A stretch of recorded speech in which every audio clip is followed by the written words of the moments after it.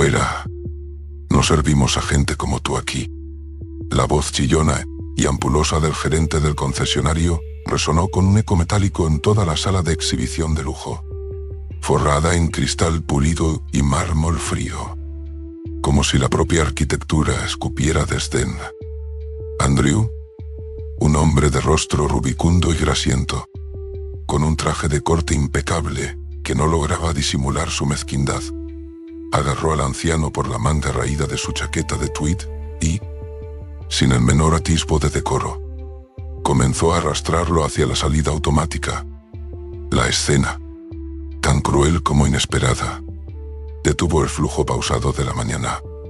Todos miraban, empleados con sonrisas falsas congeladas, clientes adinerados y engalanados en sus ropajes de diseñador. Observaban con una mezcla de curiosidad y desprecio cómo humillaban a Edward Miller, cuyo atuendo humilde, una camisa descolorida y unos pantalones sencillos que olían levemente a tierra de jardín, contrastaba violentamente con el brillo obsceno de los bólidos escarlata que los rodeaban. «Por favor, solo quiero comprar un Ferrari para mi nieto», suplicó Edward, un hombre de 78 años con las manos temblorosas y la voz gastada por los años, pero con una dignidad que, a pesar de todo, se negaba a doblegarse. «¿Un Ferrari?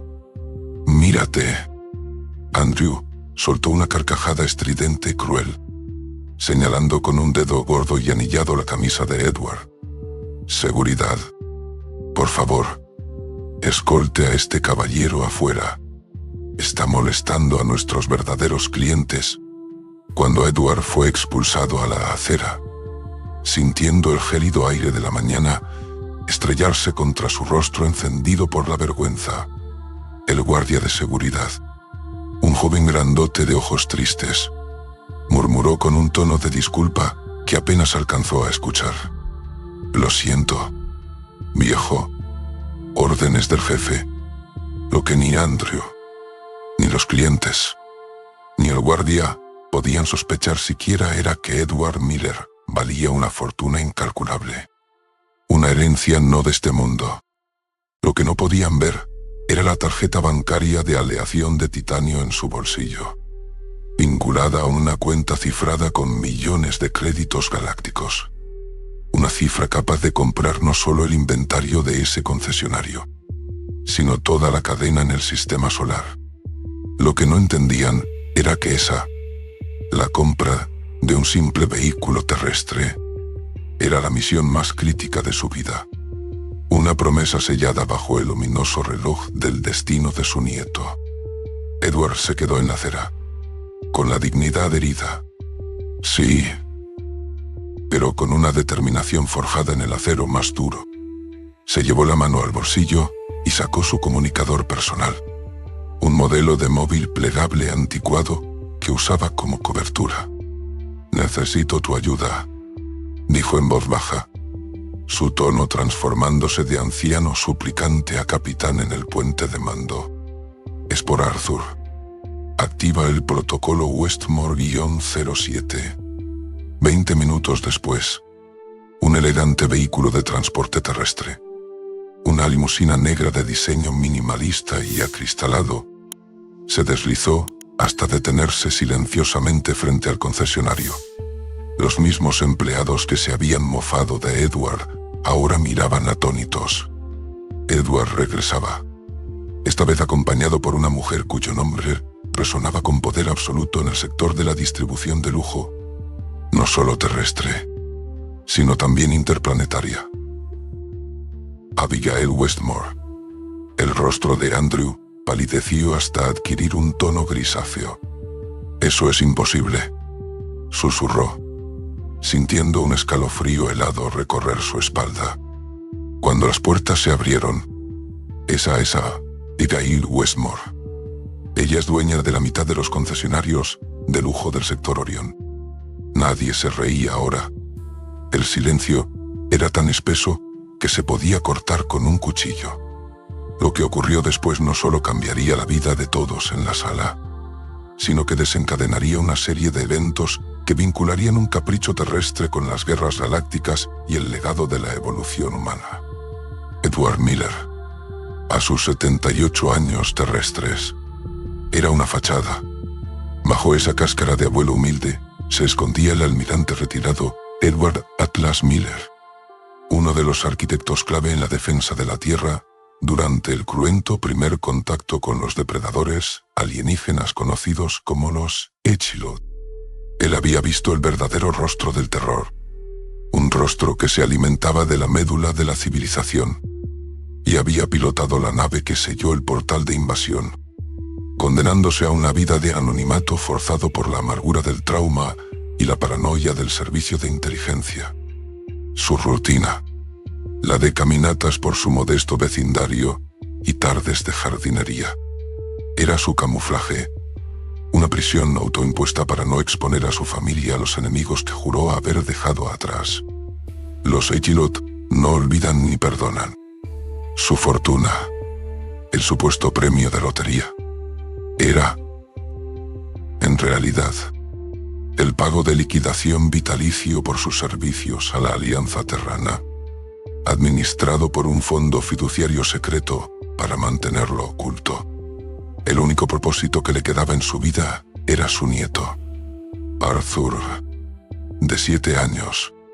El pequeño, ajeno a la guerra estelar de su abuelo, estaba librando una batalla más íntima y cruel, una forma agresiva y rara de esclerosis múltiple que, según los médicos del hospital de élite, estaba avanzando a una velocidad vertiginosa. El tiempo era un bien agotado, no solo para Arthur, sino para la propia Tierra. La habitación del hospital estaba envuelta en un silencio sepulcral, roto solo por el constante y rítmico pitido de las máquinas que monitoreaban al niño. Arthur yacía en la cama, su pequeño cuerpo luciendo pálido y frágil contra las sábanas blancas.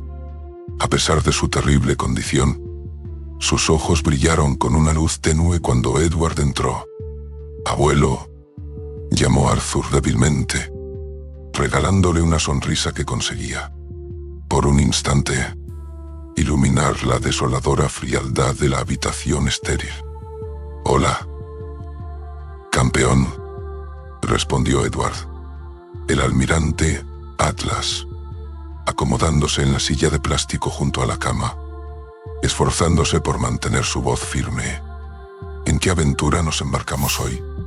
La pasión de Arthur por los bólidos de motor de combustión, reliquias terrestres que databan de la era precontacto, antes de los motores de antimateria, era una obsesión enternecedora. Los Ferrari eran su mitología particular. Vi un video de un Ferrari nuevo, uno que va a 280, dijo Arthur, su voz ganando fuerza. Iba tan rápido. Abuelo, ¿te imaginas cómo se sentiría? Edward vio el anhelo puro en los ojos de su nieto, una chispa de vida que la enfermedad no había podido extinguir. Y en ese instante, la promesa se selló. No solo le daría el paseo de su vida, sino que le daría un recuerdo tan potente que la misma muerte no podría borrar. Los médicos fueron claros. Había dicho Alice, su hija, con la voz quebrada, nos quedan, con suerte, semanas. Esa noche, Edward se miró en el espejo, no el de un baño humilde, sino en el cristal pulido del generador de camuflaje biométrico de su base de operaciones subterránea. Su reflejo era ahora el de un hombre que el universo solía ignorar. Viejo, insignificante, mañana entraría en el mundo de los ricos terranos, un lugar donde las apariencias lo eran todo. Y por Arthur, soportaría la ignominia y el desprecio que hicieran falta. Se puso su mejor camisa, sacó de la caja fuerte un paquete de nanocréditos terranos y se dirigió al concesionario Ferrari más prestigioso del sector. El edificio de cristal se alzaba como un faro de vanidad. Edward caminó, sintiendo el latido de su propio corazón resonar como tambores de guerra en su pecho. No por miedo, sino por la furiosa determinación de un soldado que ejecuta su última orden. Andrew, el gerente, lo había visto de inmediato, juzgándolo al instante por sus ropas gastadas, catalogándolo como residuo sin valor. La confrontación había sido rápida y humillante, terminando con la expulsión sumaria de Edward. Pero el juego había cambiado. El protocolo Westmore-07 era su llamada de ayuda a una vieja aliada de la Alianza. Abigail Westmore, hija de un antiguo socio de defensa de Edward, que había convertido la riqueza familiar en un imperio que le daba acceso a todos los estamentos de poder.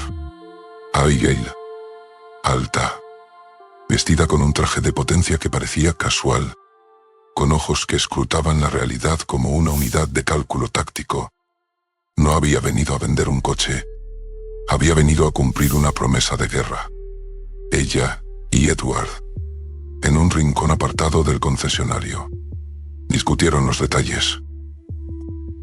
La nave de asalto Vengador del Sol está camuflada en órbita baja, informó Abigail en voz baja, con un microauricular en la oreja. Podemos llevar a Arthur al sector 5. No es un simple paseo. Es la última orden de tu nieto. ¿Verdad? La esclerosis de Arthur. Los médicos terrestres no pueden hacer nada, dijo Edward, con los ojos vidriosos. Pero su genética es el legado estelar que le dejamos. Una última conexión. La aparición de Andrew, atisbando la conversación con curiosidad y rabia, los interrumpió. «¿Todavía está aquí?», soltó con desprecio. «¿De qué está hablando con la señorita Westmore? Esto es una falta de respeto». Edward se giró. Su rostro, un mapa de la guerra estelar, se endureció. Metió la mano en su bolsillo, no para sacar la tarjeta de titanio, sino para activar un dispositivo que llevaba oculto en su reloj de pulsera. En realidad, creo que es momento de ser honesto. «Andrew», dijo Edward. Su voz ya no era la de un anciano. Era el gruñido bajo y autoritario de un almirante. Abigail lo respaldó, su mano apoyada sutilmente en la cadera, cerca del agarre de su desintegrador camuflado. «Andrew, este hombre es el almirante Edward Miller. La próxima palabra que salga de tu boca será para ofrecerle tus disculpas. O serás despedido, y tu historial laboral será marcado con el código 0-Delta. Significa que ni siquiera podrás conseguir trabajo como limpiador de cloacas en el borde exterior». Andrew se puso pálido. Un sudor frío recorrió su cuello. El anciano que había humillado. «¿Un almirante? Señor Miller». «Yo», tartamudeó Andrew. «Basta. No quiero tus disculpas», lo cortó Edward con un gesto seco. «Quiero este coche. Ahora. Y un piloto. Uno que confíe en ti. Abigail. Ryan. Mi hijo es el mejor piloto de la zona. Se encargará», aseguró Abigail. Menos de una hora después, el reluciente Ferrari rojo se había transformado en un bólido de combate.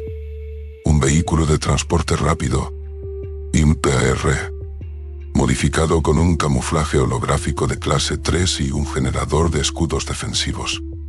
Edward estaba al volante, pero el copiloto era Ryan, el joven vendedor que había mostrado decencia, y que ahora se ponía un traje de piloto de combate.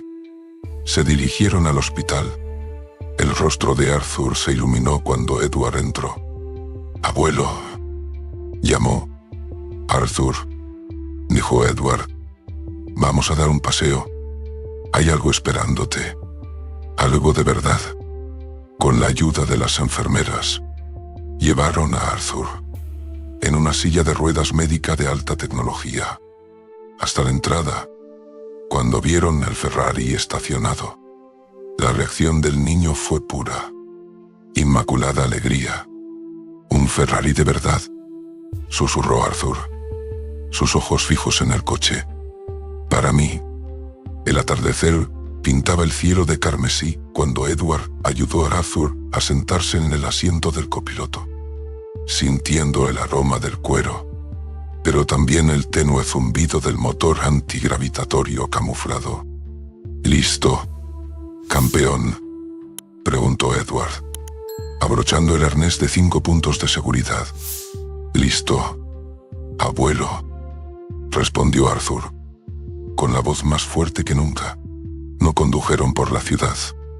Ryan activó el camuflaje, y el Ferrari, dejando una estela fantasma, se elevó en un rugido sordo y se dirigió a la base aérea 113.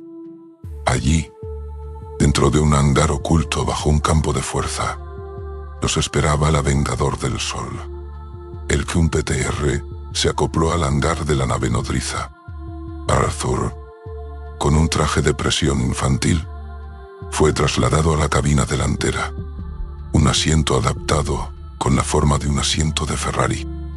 «Esto no es un paseo, Arthur, es una misión», le dijo Edward.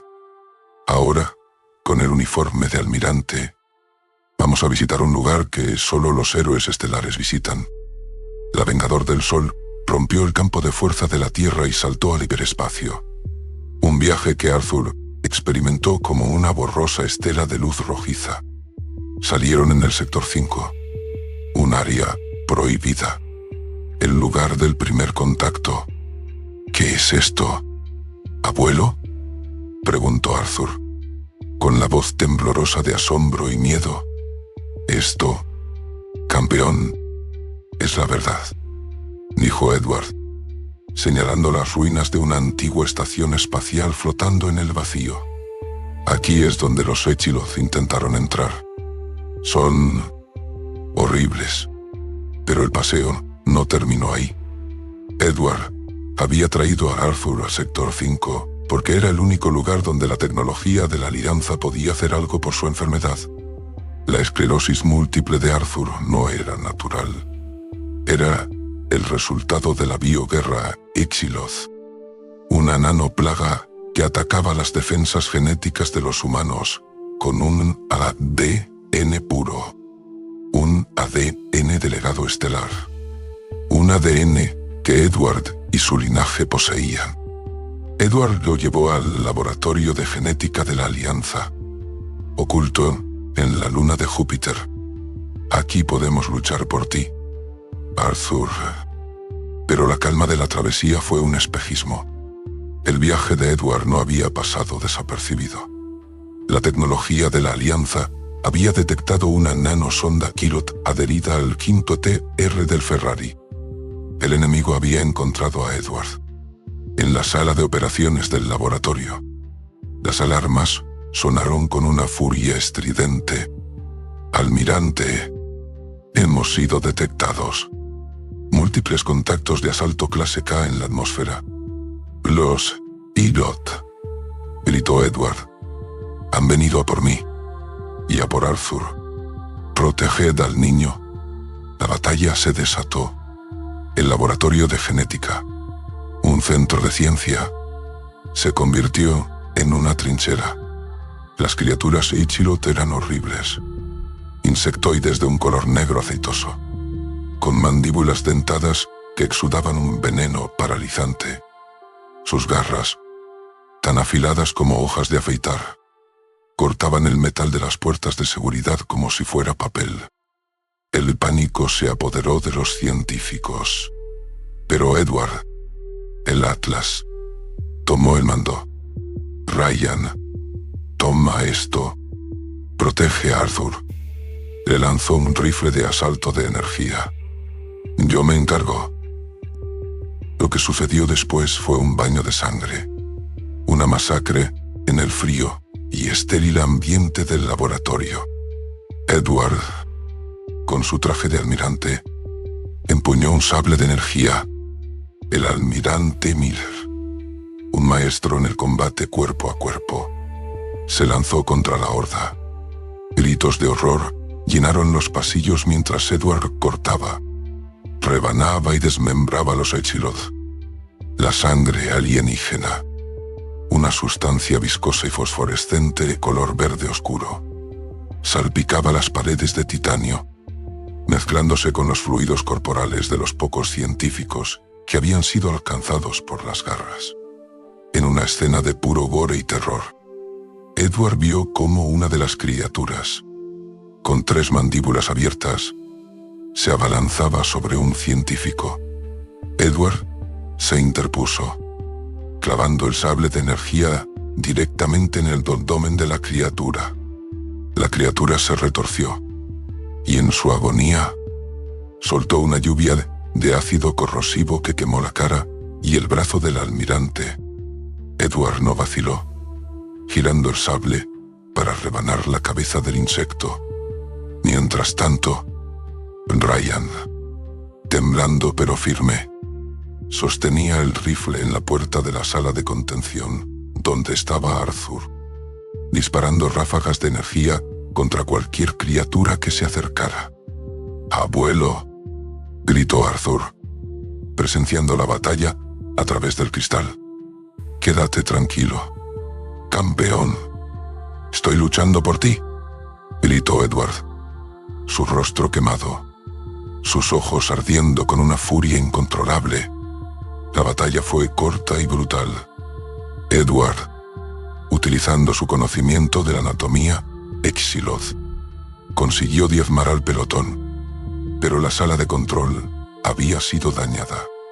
El laboratorio estaba comprometido. Ryan se acercó a Edward, respirando con dificultad.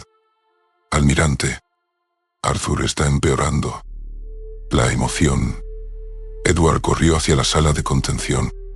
Arthur estaba hiperventilando. La enfermedad progresaba a un ritmo alarmante.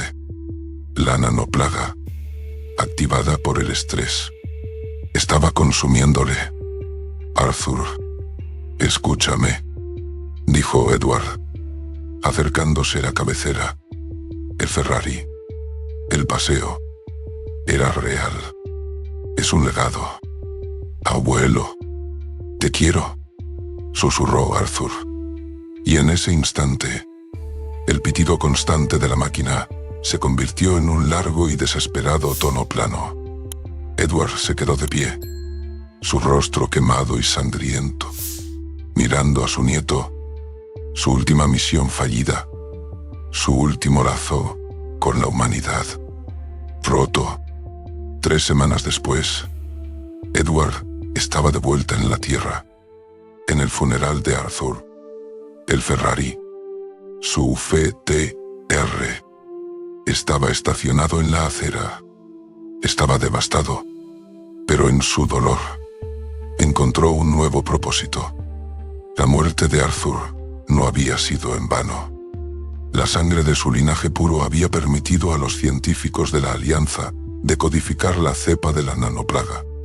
Arthur, su pequeño campeón, había ganado la guerra biológica póstumamente.